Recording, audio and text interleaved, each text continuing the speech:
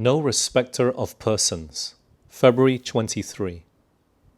Then Peter opened his mouth and said, Of a truth I perceive that God is no respecter of persons, but in every nation he that feareth him and worketh righteousness is accepted with him. Acts chapter 10, 34 and 35. God is no respecter of persons.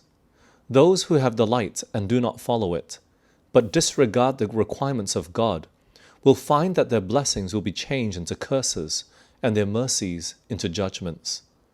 God does not regard all sins as of equal magnitude. There are degrees of guilt in his estimation, as well as in that of man. But however trifling this or that wrong act may seem in the eyes of men, no sin is small in the sight of God. Man's judgment is partial, imperfect, but God estimates all things as they really are. The drunkard is despised and is told that his sin will exclude him from heaven, while pride, selfishness, and covetousness too often go unrebuked. But these are sins that are especially offensive to God, for they are contrary to the benevolence of his character, to that unselfish love which is the very atmosphere of the unfallen universe. The exceeding sinfulness of sin can be estimated only in the light of the cross. When men urge that God is too good to cast off the sinner, let them look to Calvary.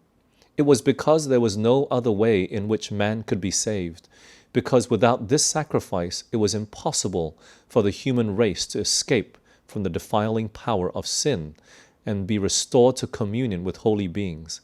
Impossible for them again to become partakers of spiritual life. It was because of this that Christ took upon himself the guilt of the disobedient and suffered in the sinner's stead.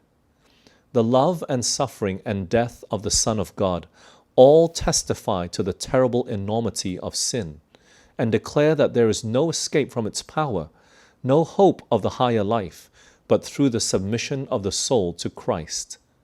Let the soul be uplifted from the lowlands of sin to contemplate the God of all goodness, mercy, and love, but who will in no wise clear the guilty.